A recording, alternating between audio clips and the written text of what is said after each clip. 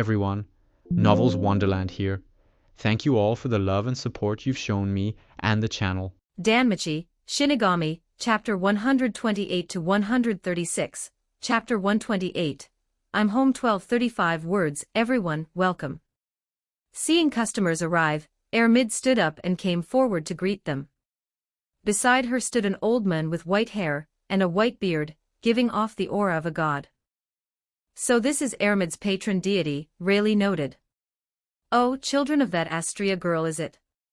What is it you want to sell us? It's this. Holding an object wrapped in an undine cloth, Ryu set it down on the counter. It's wrapped in an undine cloth, the god noted.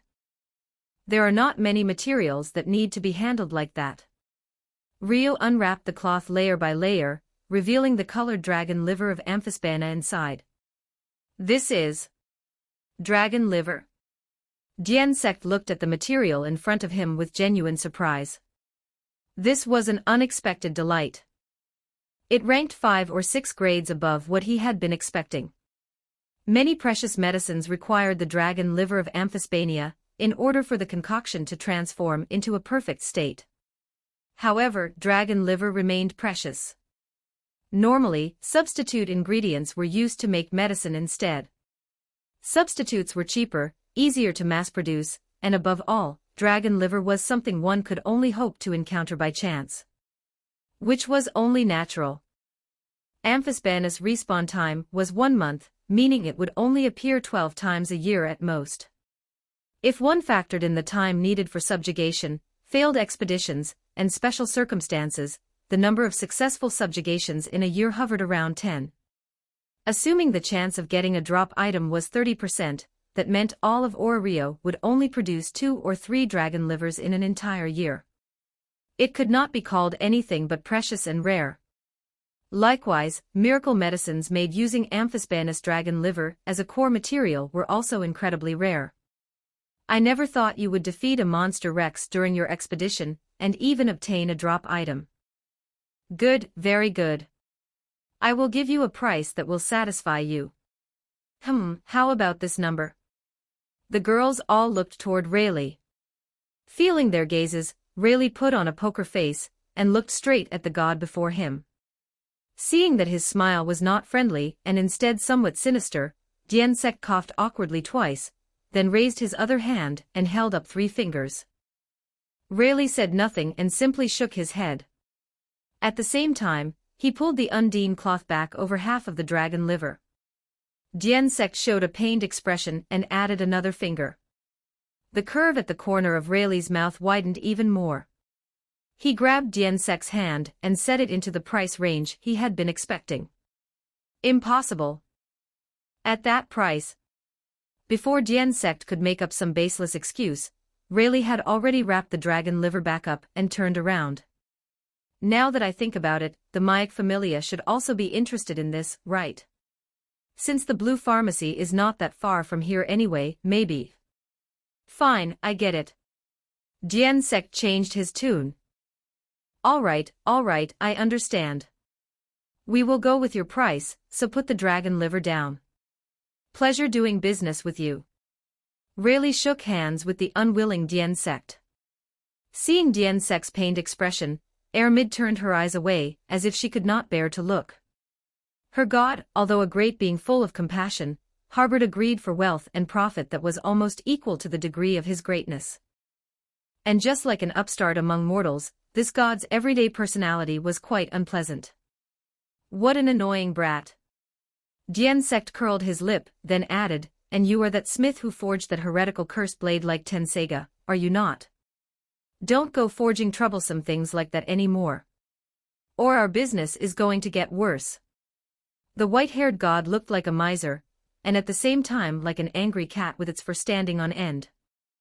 No, Rayleigh thought, if one had to describe him, it would be more fitting to compare him to a pampered purebred cat. After taking the dragon liver, Diensect snorted and retreated into the inner room with an ugly expression on his face.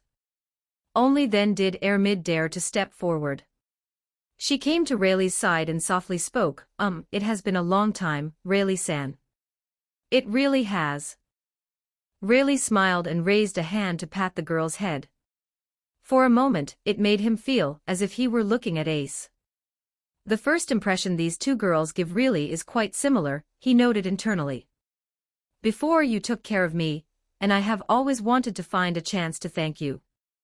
As she said this, Ermid nervously clenched the hem of her skirt with both hands. The girl's skin was fair and flawless. With the faint flush now on it, it became pale with a rosy tint, soft and delicate. Her silver-white hair hung down in front of her chest. It was as if every part of her reflected the girl's modesty. In an instant, the expressions in the eyes of the Astrea Familia girls changed, and the way they looked at Ermid became like they were re-evaluating this seemingly innocent girl. Although I don't think there is anything worth thanking me for, since you insist, I will accept it frankly, Rayleigh said softly. Seeing that he had accepted it, a happy smile appeared on Ermid's expressionless face. She continued, then, Rayleigh-san, are you free the day after tomorrow? That day is the weekend, and I would like to treat you to a meal, if that is okay. Seeing her timid appearance, Rayleigh felt his heart stop. There probably is no one in any world who could refuse an invitation like that. I'm free, but if we are going out, let me be the one to treat.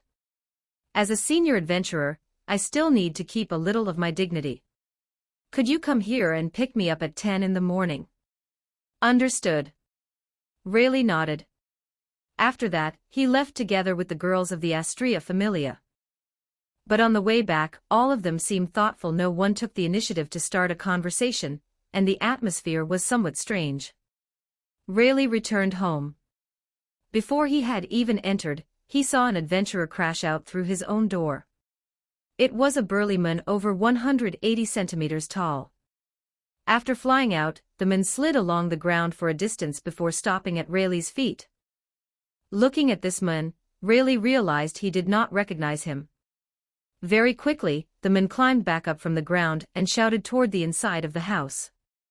Damn it, how dare you lay hands on me? After throwing out that cliché line, the man stood there in a standoff for a moment. Then he gave up on fighting and ran off. Rayleigh blinked, then walked into the house. And then he saw a graceful figure, with a long black hair like a waterfall spilled down behind that perfect back. The woman sat quietly in a chair, turning the pages of a book. Seeing that scene, Rayleigh experienced for the first time what it meant for something to be beautiful like a painting. He felt a sense of belonging. I'm home. Chapter 129, Chapter 129, True Limit. 1366 words. Althea raised her eyes, and looked at the boy who had returned from outside. You're late. You only went down to the deep floors to deal with a monster Rex, and it still took you this many days. Looks like you need more training. Rayleigh thought. How do you know that? Althea fell silent. Expressionless, she met Rayleigh's gaze and the two looked at each other for quite a while. Then the woman looked away and said, I heard it from the adventurers who came to the shop. So that's how it is. After putting his things down, Rayleigh went behind Althea, and lifted that black hair she used as a disguise. Yet his action did not arouse any disgust from the woman. On the contrary, she even felt a little touched. Lifting the smooth hair aside, Rayleigh confirmed that the tag stuck to the back of her neck was still there, and had been functioning normally the whole time. Only then did he relax. Nothing went wrong. Rayleigh spoke softly.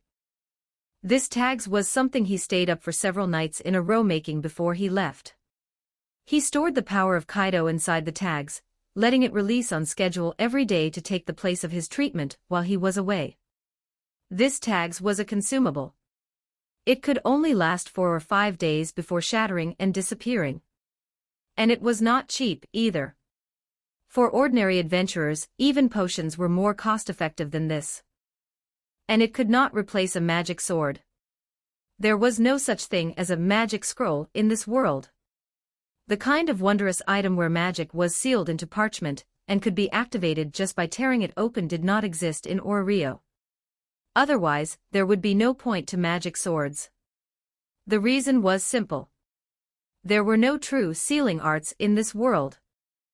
The value of this tags, if one looked across all of Ora Rio, could only be described as terrifying. Because this was a technique rarely created by using the sealing arts within Kido to seal Ryatsu and Kaido inside it for storage. And it was precisely because it was Kaido that it succeeded. If it had been Bakudo or Heido, sealing it successfully would be impossible.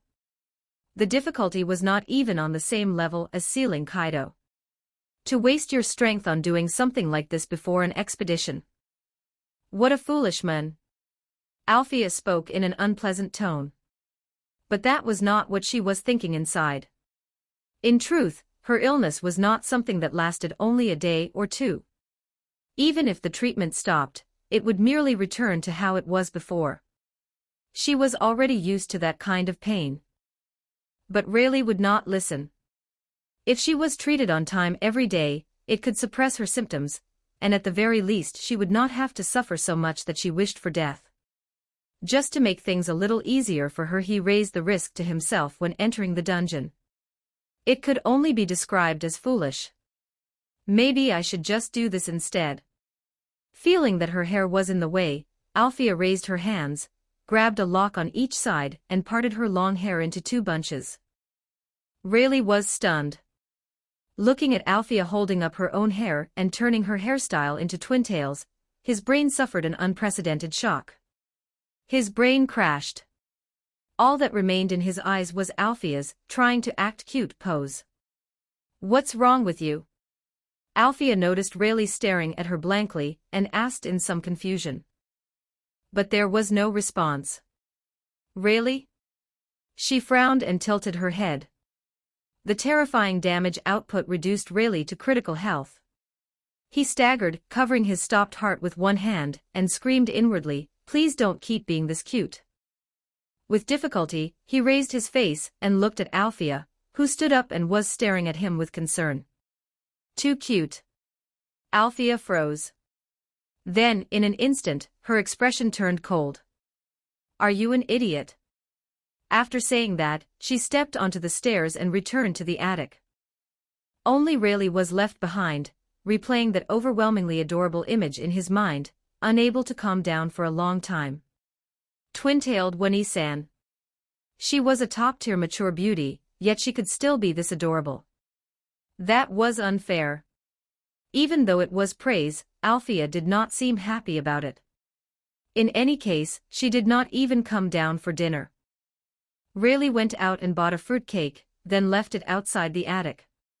Early the next morning, he went out and returned to his Familia headquarters. "Rayleigh boy, you're back. Quick, look at this." "You that is." Rayleigh looked in surprise at the captain of the Hephaestus Familia, now standing in front of him. At the moment, the one-eyed master smith was holding up a strangely shaped sword. Although its appearance was different from how Tobium supposed to look, Rayleigh recognized it at a glance as the Zanpakuto, Tobium. Holding up Tobium, Tsubaki said excitedly, "I modified little Uemi for you. Look, this is what it looks like after the modification. Pretty good, right?" Rayleigh looked at the sword in Tsubaki's hand. The shape of the blade had changed from a 7-branched sword into a flame-shaped blade. Not only that, there was now a groove down the center of the blade, and within it flowed a crimson liquid. No way. Modifying a Zanpakuto was not some unimaginable technique. But for it to appear in this world made it unbelievable. In the 12th Division, Captain Mayuri Kuratsuchi, head of the Shinigami Research and Development Institute, often modified his own Zanpakuto. Depending on his needs, he would alter it to achieve functional changes or upgrades. From simple changes to advanced biological ones, he had many different methods. His Zanpakuto, Ashisoji Jizo, had been modified into something powerful in both its Shurkai and Bankai states. To modify a Zanpakuto, there were roughly 2 directions that had to work together. First was the vessel. Then the soul. As far as the vessel went, that part was not too hard. For a Zanpakuto, the blade was both body and house. The soul, on the other hand, was its true self and the source of its power. For Tsubaki, changing the outer form of a Zanpakuto was not difficult. What was difficult was making the Zanpakuto accept it. If Tobium did not accept it, then no matter what Tsubaki did, she would never succeed. The Zanpakuto might even break itself on its own. In other words, Tobium liked Tsubaki. Tsubaki, let's talk about this later. Right now, I need to go see Hephaestus first. Ah, I see. Then later.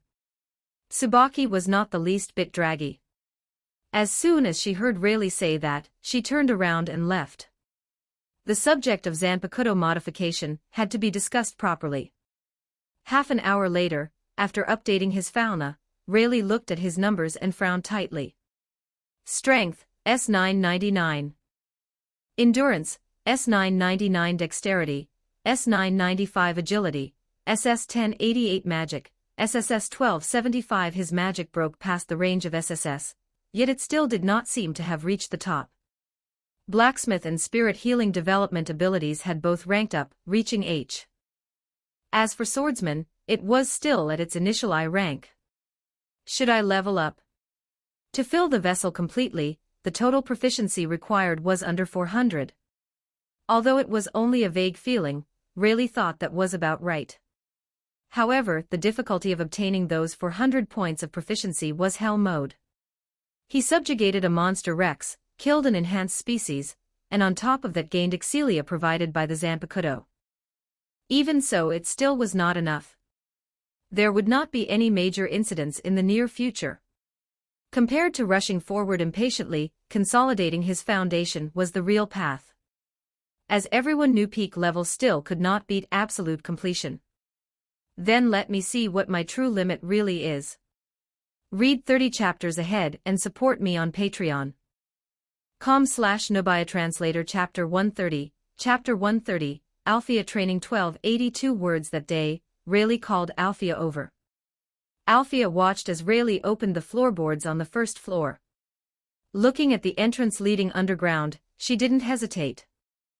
Lifting her skirt slightly, she walked down with perfect elegance. But when she stepped onto the final stair, her view suddenly opened up. She looked at the vast space before her, at least over a dozen square kilometers in size. How surprising. You really did create a space like this underground. Even Althea had to acknowledge it. In less than 10 hours, Rayleigh had actually created such a huge training ground beneath Orariono, more accurately, beneath his own house. If it was this large, then no matter what kind of disturbance they caused, it probably wouldn't matter. No matter how loud the noise or how great the vibrations were, they likely wouldn't reach the surface. This is my first time trying it too. Succeeding was within expectations, but I didn't expect the result to turn out this well, Rayleigh said. After returning from the Familia base yesterday, he had asked Althea whether she could help train him. And Althea's answer had been, if the conditions allowed it, then yes. The first thing he needed was a training ground. She couldn't fight openly, so it had to be a place where no one could witness it. And because her magic caused tremendous commotion, the place not only had to be concealed, but also sufficiently soundproof. Secondly, the place had to be large enough. Otherwise, it simply wouldn't withstand her destruction. In other words, she had agreed. If it couldn't be done, then that would be because of objective conditions, not because she personally didn't want to. After that, Rayleigh had buried himself underground for 8 hours and finally produced this kind of pocket space. In truth, all he had done was dig out a basement first.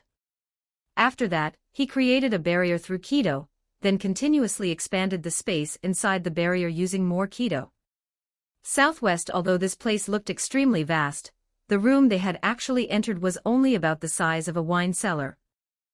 The power of Keto was always easy to underestimate, but in reality, this was a high-level power capable of manipulating time and space.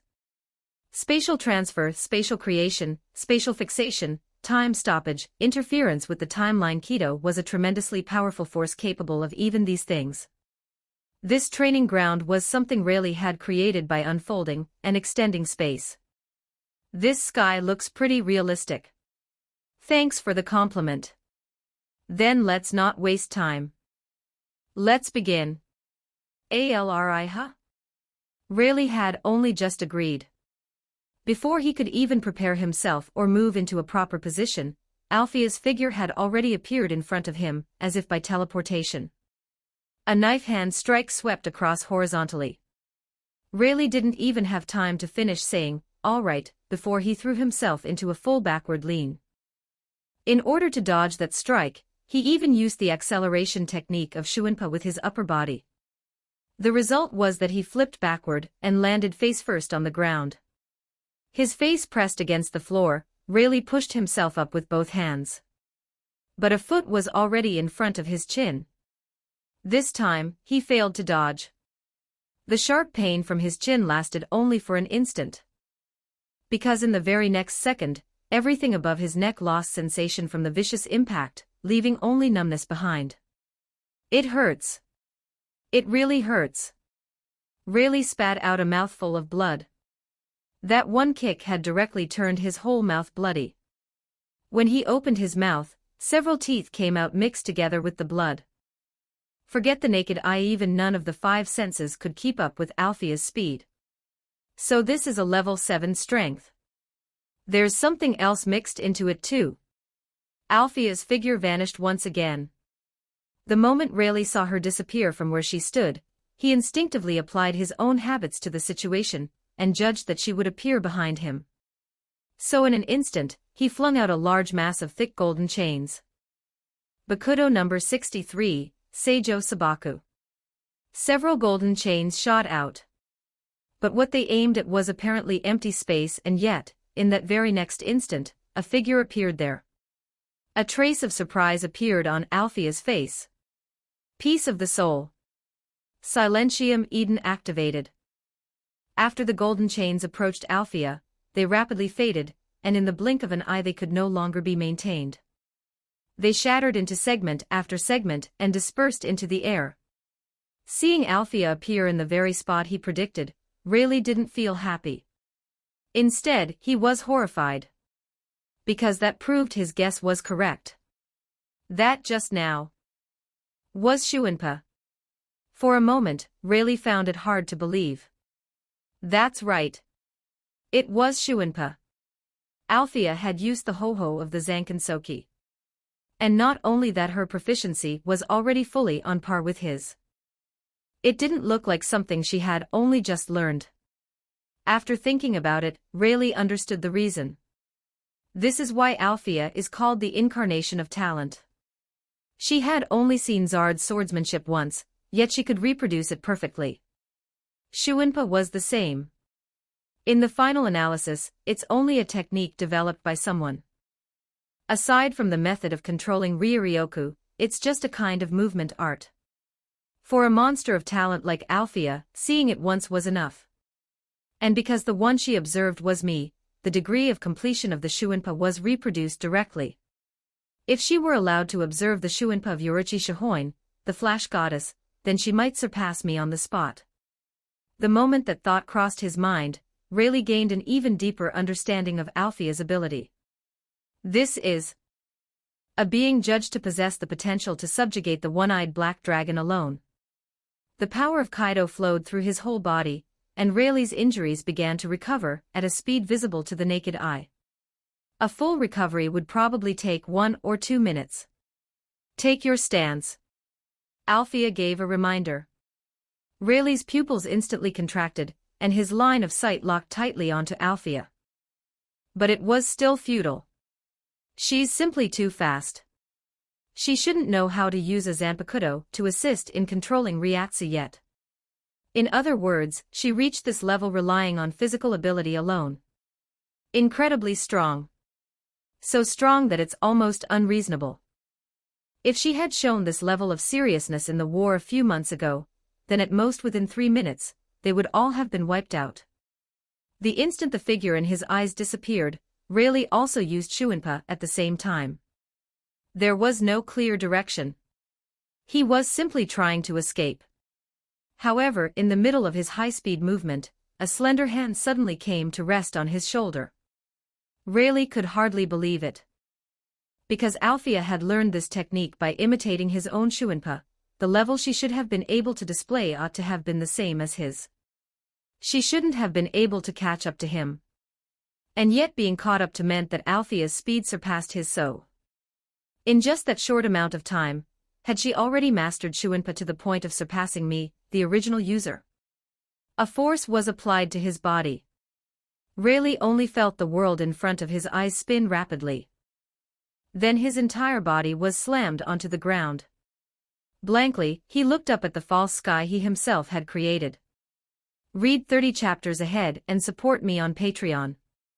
com/Nobaya-translator Chapter 131, Chapter 131, Spartan Training 1296 words. Ever since Rayleigh came to this world, he had actually been very confident about his own future. Even though beneath this age of the gods there were countless heroes and even freakish cheaters, he had always felt that he should be one of them. And after coming to Rio, his experiences had only made that belief more solid.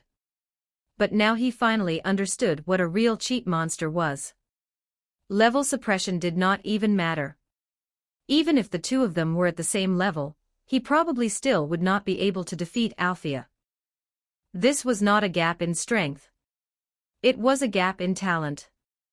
Driving those thoughts and feelings out of his head, Rayleigh sprang to his feet with a kip-up. Althea was still expressionless. Facing Rayleigh's attacks, her dodging remained just as elegant and composed as ever, without the slightest trace of disorder. As one attack after another missed, Rayleigh frowned slightly. He could tell that this was not absolute suppression through speed alone. It was that Althea had seen through his movements. He did not choose to use feints and false attacks to mislead her. Because when the other side's dynamic vision was several times or even dozens of times better than yours, doing that was just making a fool of yourself. The other side would probably think you were juggling. Ryatsu tore apart Rayleigh's clothes. His speed suddenly surged, and at the same time, under the control of Ryoryoku, his body became even more flexible. Even movements that defied common sense could now be performed. Althea felt a trace of difficulty and praised him, a very interesting technique. She observed the Ryatsu surging across Rayleigh's body.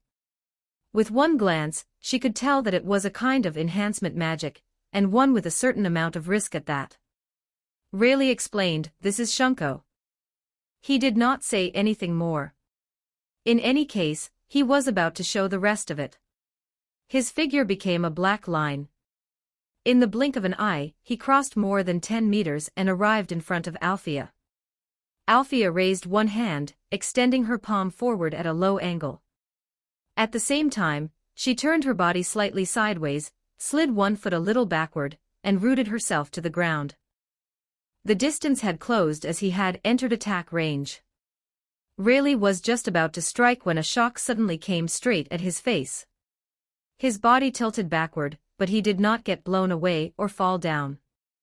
Grinding his teeth, Rayleigh tightened his abdomen and forcibly stabilized himself with his core strength, managing to remain standing. Blue patterns passed across his face. A surprised sound came from Althea. It was Blut Vene. Rayleigh had known she would strike later yet arrive first, so he had chosen to meet it head-on, but he had not expected the power of the attack to be this great. That just now was 1-inch force. A close-range martial arts secret that only quite high-level fighters could use, and she could throw it out so casually. After steadying himself, Rayleigh shaped his hand into a tiger claw, inhaled, focused, and gathered power. Using that same technique, Rayleigh poured Ryoryoku into it to make up for the lack in power.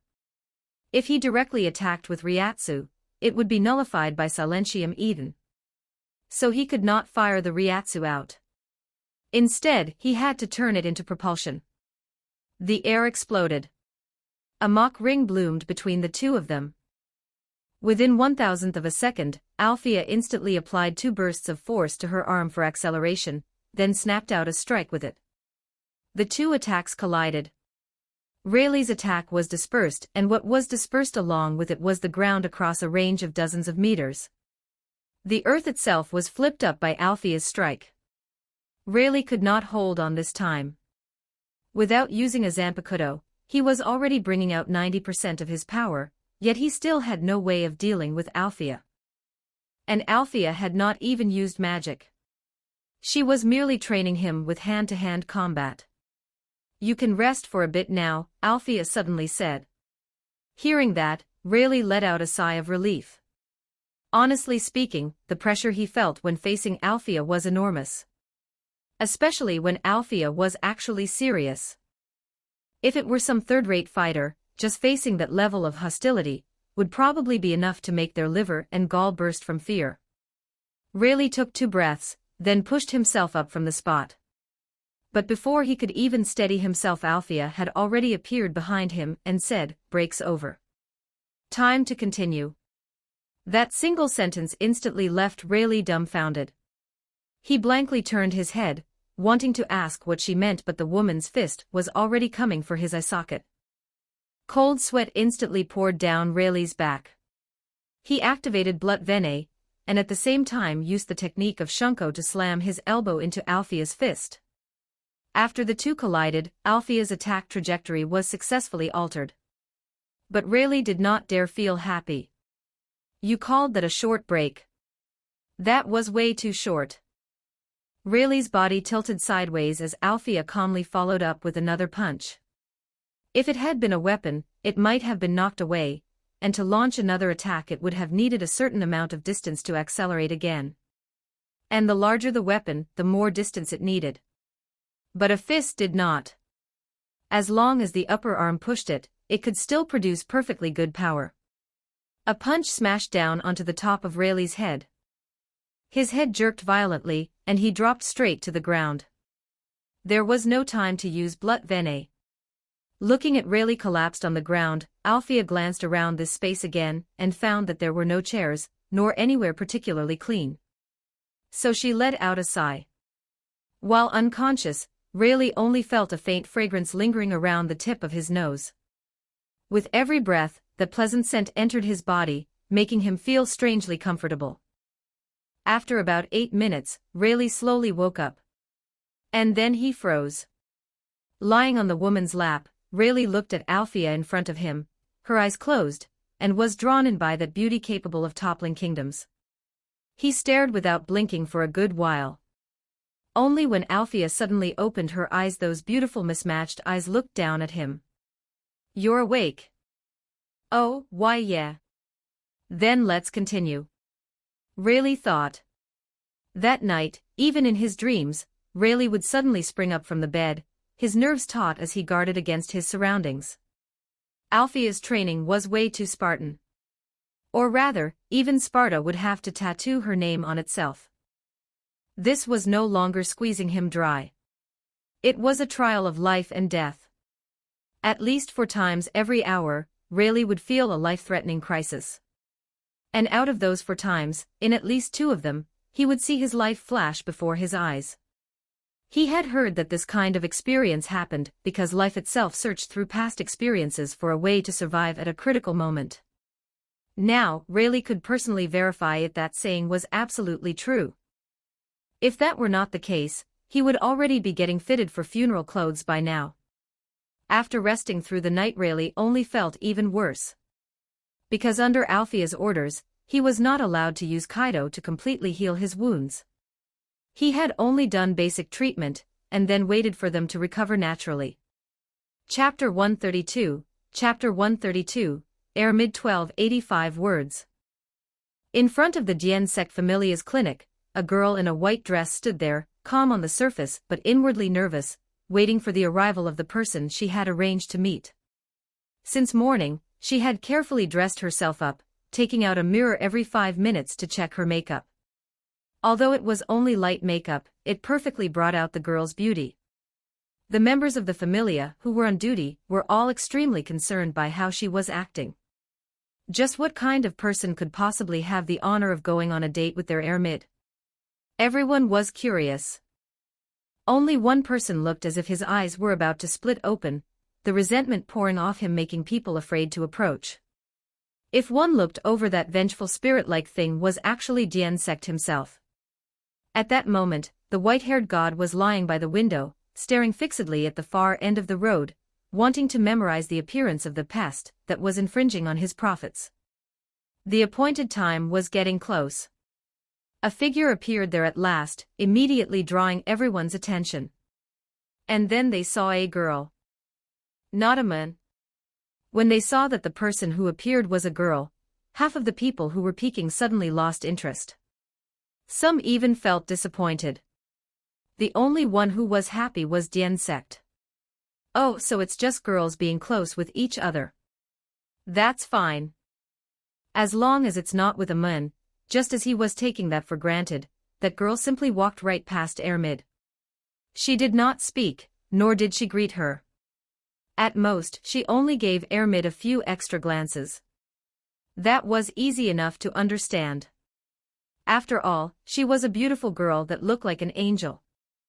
Even someone of the same sex could not possibly ignore that kind of beauty.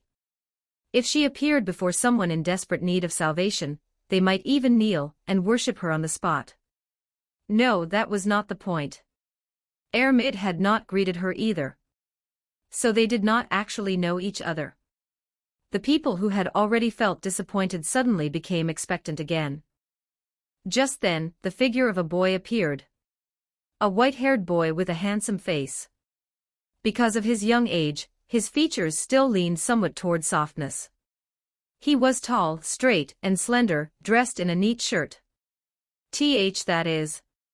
Isn't that Yodasai? So that's how it is.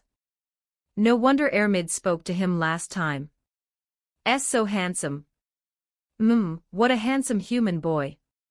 In the future, he'll definitely make quite a few girls cry. What did you say?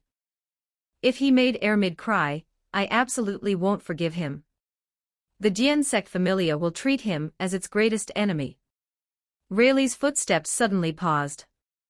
Through his perception of Ryuraku, he discovered that a whole crowd of people were closely watching him. And the emotions transmitted through those spiritual threads were extremely lively. So he immediately realized that a large group over at the clinic was secretly peeking this way. The sound of him stopping was a little louder than usual, startling the girl, who had been standing there like a painting.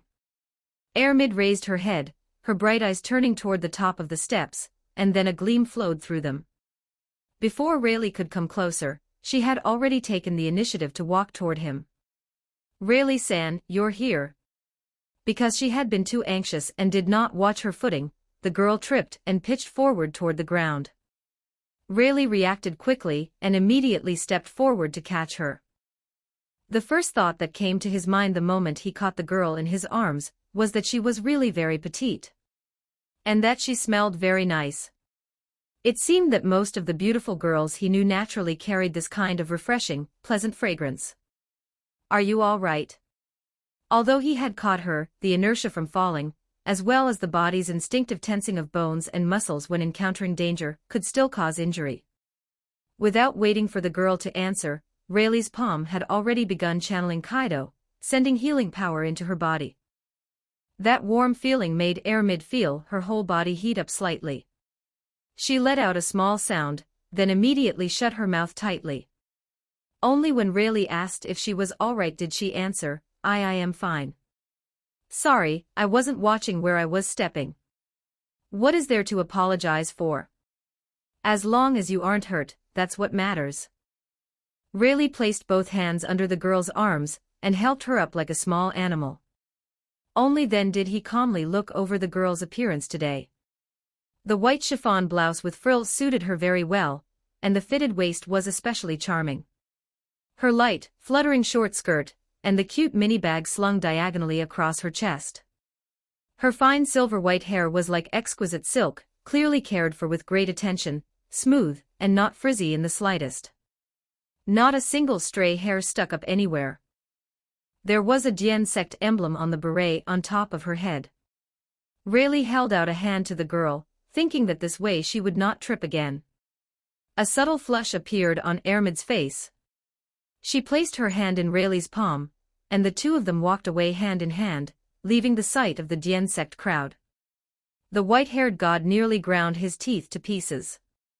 He clenched his fists, his pupils bloodshot, inwardly swearing that he would definitely drive away the pest approaching his property.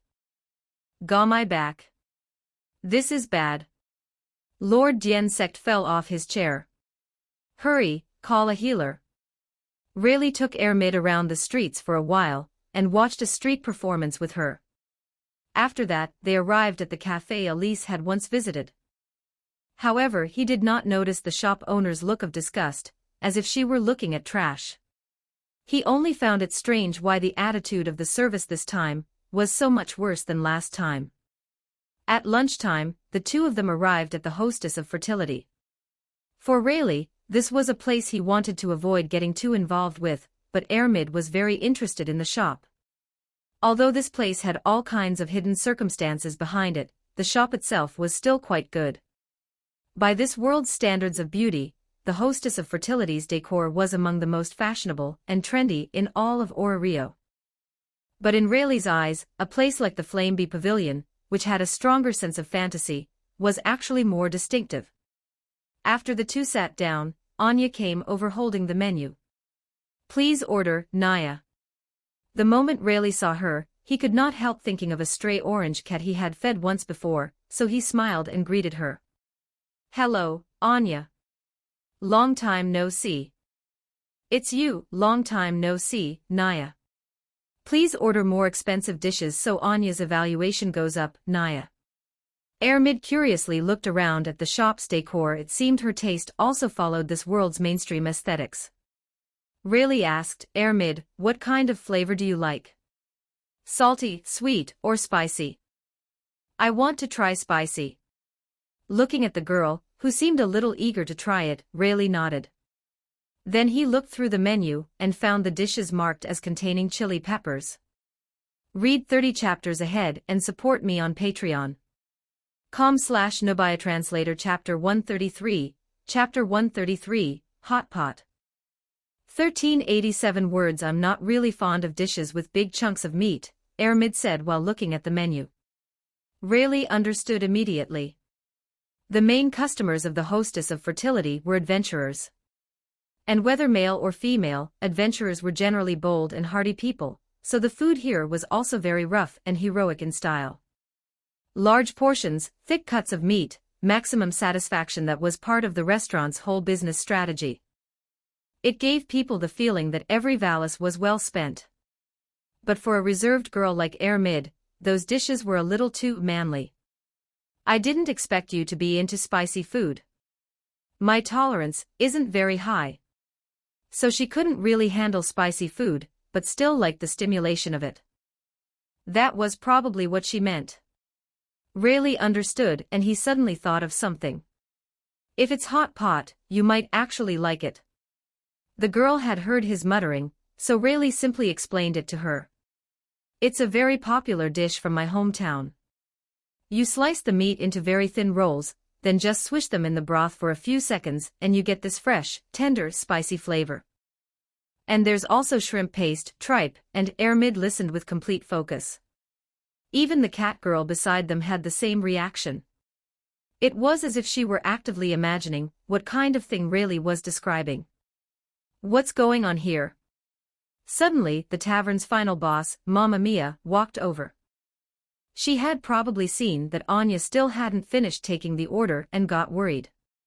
To the waitresses in this tavern, she was basically like a parent. She looked fierce, but in reality she was very gentle. "Mamma Mia, the black-haired one is talking about food from his homeland, Naya." Mia looked at Rayleigh. "So it's you, boy. Is what you're talking about Far Eastern cuisine?" Seeing that even she was interested, Rayleigh suddenly realized something and glanced around the tavern. So business wasn't doing too well right now. Including him, there were only 3 groups of customers in the whole place at the moment. Days like that did happen sometimes. In that case, it's not Far Eastern cuisine, but if you don't mind opening up your kitchen to me, I can try making it. Mia looked doubtful for a moment. To the people of this world, whether male or female, young or old, knowing how to cook wasn't really anything unusual. Cooking over fire was a basic survival skill. Everyone had to know at least a little, because this world hadn't developed into a civilization with clear divisions like men farming and women weaving. If adventurers couldn't cook, it was also hard for them to survive in the wild. It was just that, for the overwhelming majority of people, what they mastered was truly only at the barely enough to survive level. As for taste, one shouldn't have any good expectations. Fine, give it a try. I was already thinking about how to update the menu anyway. Hopefully you can give me a surprise. Rayleigh smiled confidently. He entered the kitchen and first began selecting the ingredients needed to make a hot pot base. The most important thing was beef tallow. Rayleigh went through every chili pepper in the kitchen, then selected for kinds whose aroma and flavor were suitable, and tossed them all into a pot. To save time, he used keto to speed up the rendering of the tallow. Watching him throw around the kitchen's spices as if they were free, Mia's blood pressure immediately began to rise. Do you actually know how to cook, brat? If you waste all these ingredients of mine, and the result turns out to be garbage, I'm not going to let you off lightly. Rayleigh laughed dryly but didn't argue. At one point in time, the process of making hot pot base had once pulled in an absurd amount of viewership precisely because the process itself was so eye-catching. With the help of various magic, the tallow base that should originally have taken a long time to make was finished by Rayleigh in just 20 minutes. During that time, he used ice-tight keto to freeze the fresh meat, making Mia's teeth itch in irritation once again. After the base was ready, he showed off almost unbelievable knife skills. Seeing how the frozen meat became easier to cut, and how it could be sliced into beautiful thin meat rolls, Mia finally realized that the brat in front of her actually did have some real skill. In less than 40 minutes total, Rayleigh had already finished all the preparation work. The stove and charcoal were already available in the kitchen. But then the biggest problem appeared. There was no pot. The shop didn't have a single pot suited for hot pot. But that was no problem for Rayleigh. In just 2 minutes, a lump of copper ore was hammered by him into a copper hot pot, all impurities removed as well. That was something only a smith who had acquired the development ability, blacksmith, could do. "Elle looks amazing, Naya." Anya saw the table covered with dish after dish of prepared ingredients. Since it was her first time seeing such a setup, her tail wagged non-stop with excitement. Did Rayleigh-san really make all of this? Ermid found it hard to believe. In such a short time, he had actually prepared so many different steps. That was simply too amazing.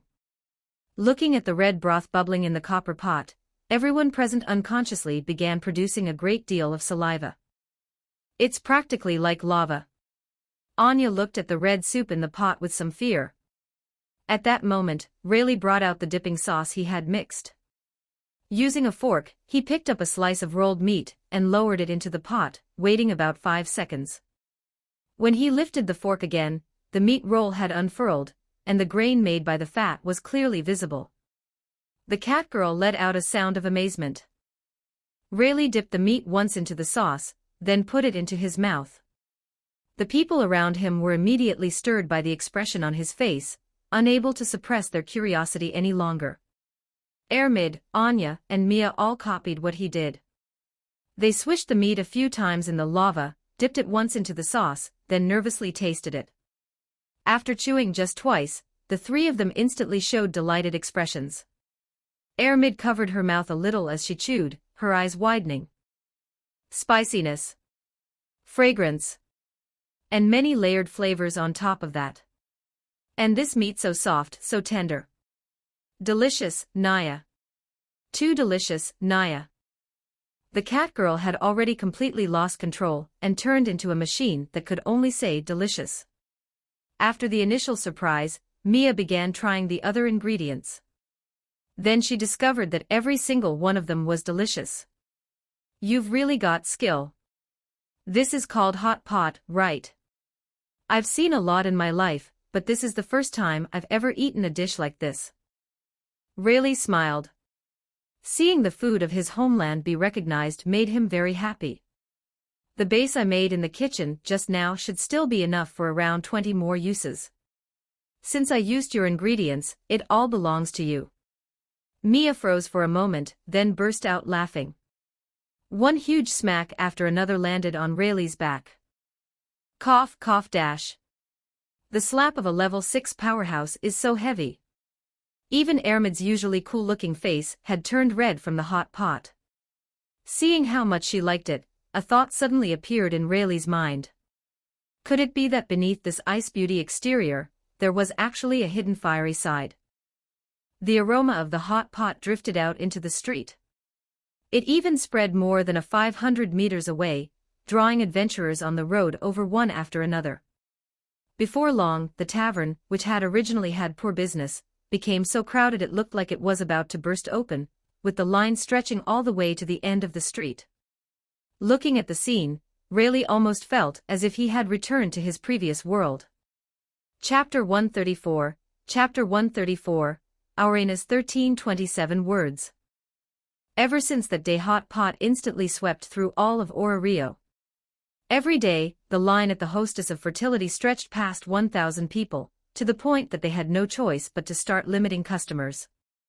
Although Rayleigh had been the one to trigger this storm, he paid no attention to that side of things, because every day, he was undergoing Althea's training. For the past several months, Rayleigh had been living a life so dark it practically shut out the sky. On this day, he was finally able to last more than 3 minutes under Althea's hands, and he had even managed a few counterattacks. Although only 1 or 2 of them could really be counted as effective, being able to do even that much against a serious Althea could already be considered nothing short of a miracle. He could feel that he had grown stronger, but he still could not feel the vessel being filled.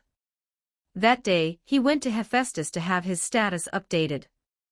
The result was strength, S999 endurance, S999 dexterity, S999 agility, SS1090. Magic, SSS 1409. Aside from magic, almost all of his abilities had shown virtually no improvement at all. Strength, endurance, and dexterity still had not broken past the boundary, while agility had only risen by 2. As a Shinigami, even without training, his Ryatsu would continue to increase. As long as he had not yet reached the limit of his spiritual body, his magic stat could still rise. Because a Shinigami's body was essentially a soul, the stronger the Ryatsu, the stronger the spiritual body became. At first glance, his ability values seemed to be S999, but under the effect of his SSS rank magic, the strength of his spiritual body had actually already far surpassed that number. A dwarf warrior's 999 endurance and an elf's 999 endurance were not the same concept at all. Ability values were an important standard for measuring an adventurer's strength, but they were not absolute. Now, even if he did not defend himself, attacks from a level 3 would not be able to injure him. Even a peaked dwarf could not do that. To this world, a Shinigami was basically a pure 6-sided warrior. If this were a game, then for a player, raising numbers could be said to be the most pleasurable moment, which was precisely why it was so addictive. But in reality, effort did not necessarily bring rewards. That was also one of the reasons some people thought reality was a trash game. After updating his status several times and still seeing no progress, Rayleigh's mentality had also been subtly affected. Normally speaking, compared to proficiency, the difficult part is the great feat. A case like yours is actually very rare, Althea commented on Rayleigh. Especially since your ability values have actually broken past the boundary of S, yet you don't have the corresponding aptitude. That's why your progress is so slow. In other words, he originally did not possess the aptitude to break past the limit, but because of other factors he had happened to achieve it. However, because his basic growth potential was not high, the increase in his ability values was extremely slow. If one really had to say it, he should have gotten stuck at the bottleneck a long time ago. The only reason he could still improve was probably thanks to the Excelia provided by his Zanpakuto. With more than 10 Zanpakuto, the Excelia he gained had increased by over 100% on top of the base amount. If not for that, then even if he could break the limit, he probably would have stopped at 1001. Go on an adventure. In the course of adventure, the things you don't understand will naturally become clear. After hearing Althea's words, Rayleigh temporarily paused his training with her, wanting to change his mood a little. Adventure. Did she mean that he should go challenge the dungeon? With his strength as a peak level 3, only having reached the 26th floor really was a bit underwhelming. For veteran adventurers who had stayed at level 3 for quite a long time, they would usually push past the 30th floor. As for him, his leveling speed had been too fast, so he was a special case.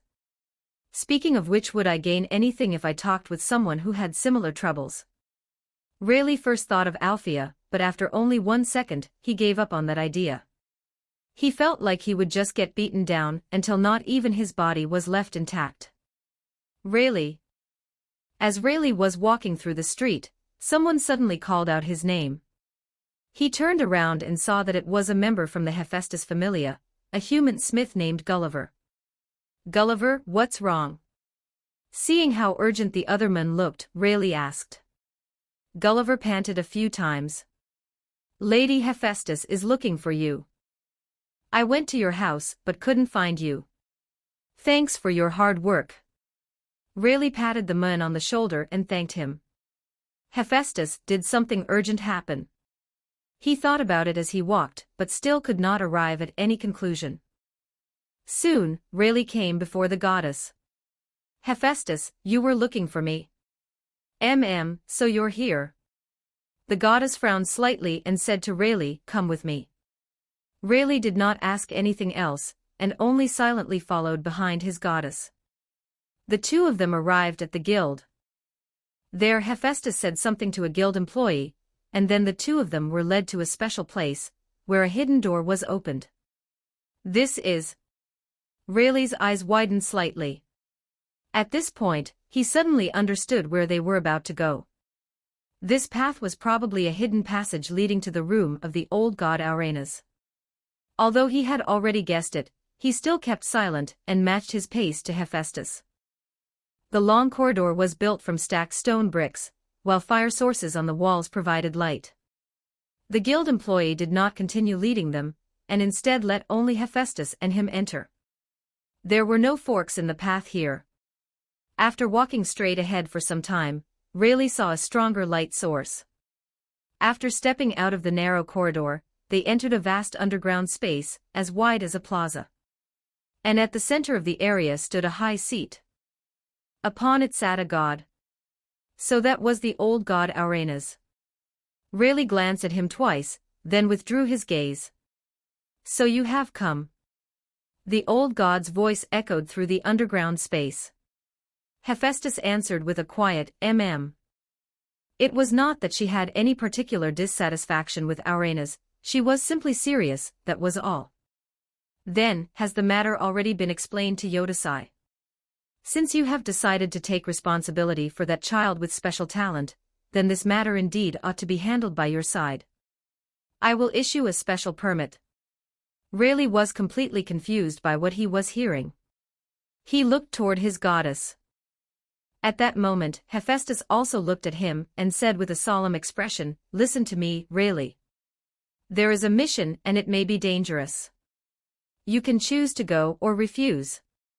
Before she had even finished, she quickly added another sentence. Of course, if you don't want to, that's fine too. This mission carries considerable risk. To be honest, I don't want you to go. Just as Hephaestus finished saying that, Aurenas suddenly spoke. But he is the most suitable candidate, isn't he, Hephaestus? Hephaestus showed that kind of disgusted expression, which made Rayleigh find it rather novel. It gave him the strange feeling of seeing a beautiful girl wear a disgusted face at you. Read 30 chapters ahead and support me on Patreon. com/Nobaya Translator Chapter 135. Chapter 135. Guild Commission 1193 words. Hephaestus let out a sigh. Then she said, in fact, a divine friend of mine in the lower world sent me a request for help from the Rakia kingdom. Rayleigh almost thought he had heard wrong. The Rakia kingdom. Hephaestus nodded and said, the Rakia kingdom is one of the kingdoms closest to Orario, and it is ruled by the god of war, Ares. The Ares Familia is a state-type familia. In other words, the entire kingdom belongs to Ares. Rayleigh knew that, but that was all he knew. The god of war, Ares, a muscle-brained idiot who never wins his wars, a rather foolish god, yet one with enormous ambition. Just like the authority he governed, he was a war fanatic. At all times, he longed for battle and victory. Unfortunately, he could only stop at the former. Under his rule, the Rakia kingdom had to bear enormous military expenses every year, and it launched frequent invasions against Rio. The goddess asking us for help is named Phobos. She is a goddess whose familia was defeated by the Ares familia, and then completely absorbed. Now she is forced to live under Ares' control, repeating dull work every day, until all freedom has been stripped from her. After hearing that, Rayleigh muttered, "So it's basically like a war game." Who would have thought that Uranus would actually pick up the conversation? That's right. The old god took over and explained, the Ares familia is essentially the state religion of the Rakia kingdom. The god of war Ares stands even above the king in status, and is revered as the father of the nation. Because of Ares' ideology, the people of Rakia are all soldiers. Excluding the non-combatant civilians, the total scale of its military still exceeds 10 million. It is physically and practically impossible for Ares alone to provide fauna and update ability values for such an enormous number. So he continuously attacks other familias, absorbs them, and takes their patron deities as subordinate gods, using them as tools. Hearing that, Rayleigh quietly glanced at his own goddess expression. As expected, it was very dark. A little frightening, even. It seemed she was extremely displeased with that Ares. Ares keeps the strong among his children at his side in order to stabilize his own rule. And once a subordinate familia produces outstanding talent, that person is immediately ordered to undergo conversion, and is placed at the very bottom of Ares' own familia. The familias under subordinate gods all long to enter the familia of the father of the nation, because in that kingdom, only the Ares familia possesses real power. No matter how glorious they once were in that kingdom, once they fall under a subordinate god, they immediately become no better than impoverished nobility. At that point, Uranus suddenly fell silent. As if she had already discussed it with him beforehand, Hephaestus very naturally continued. "Have you heard of the Kratso family?" He had suddenly been asked a question, but Rayleigh actually did know this one, so he nodded. The Kratso family. The family of magic swords. They are famous for their ability to forge magic swords. There are records stating that Kratso magic swords once devastated the homeland of the elves during a war, making them a family the elves hate to the bone. Only then did Hephaestus reveal a slight smile. She seemed rather satisfied. That's right. And for some reason, whether it was the sin of destroying the elves' homeland, or something else, the Kratsos lost the power to forge magic swords. Because of that, they were cast out from the ranks of real military power, and became fallen nobles. At that point, the red-haired goddess sighed. She seemed to have some kind of opinion about that famous line of smiths, but she did not say it aloud. The Kratsos have always dreamed of reclaiming the former glory of their ancestors. But the more they desire it, the less they obtain it. They've even declined in the smithing skill they originally had. However, by some kind of blessing or whatever it was not long ago, one of the Kratso family children displayed a unique skill after receiving his fauna. That sounded like Welf Kratso. No wonder that goddess name had seemed a little familiar to him. She was precisely the goddess Welf had once belonged to. And not long from now, because she would help Welf escape, she would be punished by Ares and sent back to heaven. And this was also because of Welf. Originally, Welf had studied smithing under his grandfather, listening every day to his teachings on the craft and its principles. However, when they discovered that he could forge magic swords, that grandfather changed. He became hysterical, disregarded the honor of smiths, and only greedily longed for power. The honor of a smith and all that, it was all bullshit. Driven into despair, Welf resolved never to forge magic swords again, and instead wanted to rely on his own strength to create a weapon that would not lose to a magic sword. But the Kratso family would not let him go so easily. He was no longer just the individual called Welf Kratso, he had become the vessel of hope for reviving the family. Even if he would rather die than submit, they would still force his bloodline into a chosen woman. Everything was for the revival of the Kratso family. Phobos sympathized with Welf's situation, and so she helped hide the information about the skill known as magic sword blood. But that could not continue forever, because the Kratzo family did not have that much time to wait. They would soon discover what Phobos had done, and report it to the king and to Ares. At that point, both Phobos and Welf would face the worst possible outcome. Phobos requested that I gather a force in Rio to help her. And in return, she will have Welf undergo conversion into our familia. That is the full cause of the matter. A rescue mission, huh? Rayleigh frowned slightly. This commission was hard in one sense, but simple in another. But since it was enough to make Hephaestus troubled, then there must definitely be some sort of restriction. What is the reason you called me here alone? Auranes spoke again. That is my requirement. I cannot allow a large number of adventurers to leave the city. Those are the rules. At most, one person. I can only permit one person to go outside the city and operate beyond Rio. What a stubborn old fossil. Hephaestus was clearly angry. To Rio, the Rakia kingdom could be described as a place full of crisis because that was the enemy's main camp. Even if its overall strength was inferior to Aurario's, Rakia still possessed an army of 100,000. Among them, there were no shortage of knights and generals at level 2 or even level 3. For Rayleigh alone to go to the Rakia kingdom and rescue a goddess, and a brat who had only just received his fauna, just hearing it was enough to make it sound unimaginably dangerous. Chapter 136, Chapter 136, Fells 1278 words. The Kratzo magic swords, huh? If it was a magic sword smith from the Kratzo family, then for the Hephaestus familia, that really did have great value. You had to know even as just a level 2, Welf could use a Kratzo magic sword to unleash destructive power not inferior to a grand spell cast with an extremely long chant by a level 6 mage. And a magic sword did not even require preparation time, one only had to swing it to release an attack. Among the younger generation, aside from Belle's extremely long charge-up attack, only a certain golden-haired elf's annihilation magic could compare to it. It really was absurdly overpowered. It was just that Hephaestus did not know this. After Welf joined the Hephaestus familia, and received the familia's protection, he did not dedicate his talent to the familia. Even though he was the one being protected, he accepted all of it as a matter of course, and still thought he was upholding his own convictions. A guy like that was hated and excluded by the overwhelming majority of the familia, as the target personally wanted by Ares. It could be said that Welf's enemy was the entire Rakia kingdom. He was only a mere smith, yet after joining a familia in Rio, he brought trouble with him, and still did not contribute his own ability to the familia. No matter how one looked at it, that was a kind of betrayal.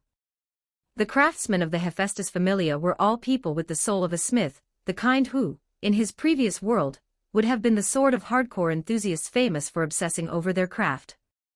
To possess an unparalleled, heaven-given talent and then deliberately refuse to use it to a smith, what kind of willful conduct was that? Probably the very definition of not knowing how blessed you were. No smith could tolerate watching talent like that rot away, decay, and stink. Even the Cyclops, the captain of the Hephaestus familia, Tsubaki Kalbrand, who was known as Aurario's greatest smith, had deep down once envied him.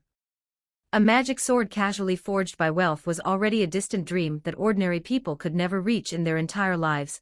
It was precisely because of that Welf, a newbie who had only been smithing for a few years, had been treated as a rival by Tsubaki, who had been smithing for 20 or 30 years. Later on, Welf awakened to his resolve, accepted his own bloodline, but he also left the Hephaestus familia, and joined the Hestia familia. Back when Rayleigh was still looking at all this as an observer, he had not felt much about it, but now that he had already integrated into the Hephaestus familia as one big family, he could only feel that Welf was a complete ingrate. Rayleigh did not dislike Welf. If anything, judging by personality alone, he felt Welf was absolutely a loyal and upright man, but once it became tied to his own interests, his way of thinking could no longer remain that simple. If this commission were only about receiving Welf into Rio, he would most likely refuse it, but Hephaestus had also said that the goddess Phobos was her friend from heaven, and that they had a very good relationship. If it was for Hephaestus' sake, Rayleigh did not mind going deep into enemy territory. So this commission is a rescue mission? Rayleigh asked to confirm it. Auranas answered, that's right. The means are unrestricted, the people who must be rescued are the goddess Phobos and Welf Kratzo. Those two. So it seems you're willing to accept this commission.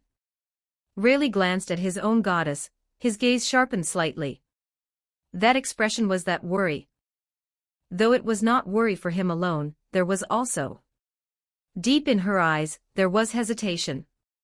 Was she hesitating over whether to stop him? But also hesitating over the consequences if she did stop him. Stopping him would mean standing by and doing nothing while a friend from heaven was left to die. Not stopping him would mean worrying for his safety. Rayleigh gave two light laughs. He did not know whether it was because they had spent so much time together already, but as long as he looked at Hephaestus' face, he seemed able to read quite a few of her thoughts. I accept this commission, Rayleigh said it in an easy tone. The strongest person in the Rakia kingdom was only around level 3, the troublesome part was the number of them. In other words, this was an infiltration mission. Because the Rakia kingdom was enemy territory, there was very little intelligence on the inside of its royal capital. All people and gods from Orario would fail inspection upon entering the royal city, so simply finding the goddess Phobos would already be a problem. As for Welf, although his family had fallen into decline, the Kratzo family had once been one of the great noble houses, the location of their estate probably would not be difficult to find. Welf would be there. Rayleigh. Hephaestus' expression showed struggle, she very much wanted to speak and stop the boy in front of her. Rayleigh looked at her, the corners of his mouth lifting in confidence. Don't worry, Hephaestus. If it turns into a situation where I'm outnumbered, I'll use this guy. As he said that, his right hand touched the hilt of the sword at his waist, the Zanpakuto-sakanade. Before that blade, the number of enemies had no meaning to him. If conditions allowed it, he might very well wipe out the entire Rakia kingdom himself, or rather, the entire Ares Familia.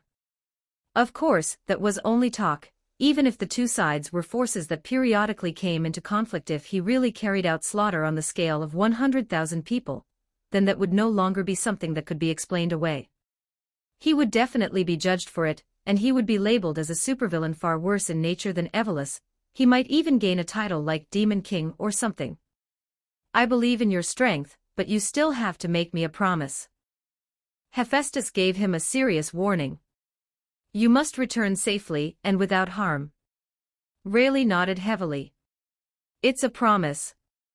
Seeing that Rayleigh had accepted the commission, Auranas said, because this is a commission received by the guild, we will provide powerful support for you. Auranas gave a quiet hum, then called out, Fells. From the shadow behind the old god's seat, a figure completely wrapped in a black robe stepped out. Its appearance made Rayleigh react subtly. This person was. The moment Rayleigh saw that figure, all the descriptions related to the other party instantly surfaced in his mind. Fells was an alias, a self-mocking name taken in despair. It meant fool. And its true identity was the sage himself, the very same sage who had created the Philosopher's Stone hundreds of years ago. The reason it now hid its appearance was because it no longer possessed a human body. Instead, it had become a skeleton, one that could neither receive fauna updates nor eat or drink. Anyone who did not know better would probably think it was some kind of undead monster. Yodasai, come with me. We've already selected an excellent intelligence operative for you. An intelligence operative. Hearing that, Rayleigh suddenly thought of one of the few familias in Orario capable of operating outside the city. A familia centered on intelligence gathering and gray zone commissions, the Hermes Familia. Read 30 chapters ahead and support me on Patreon. com/Nobia Translator. Don't forget to like and subscribe to Novels Wonderland.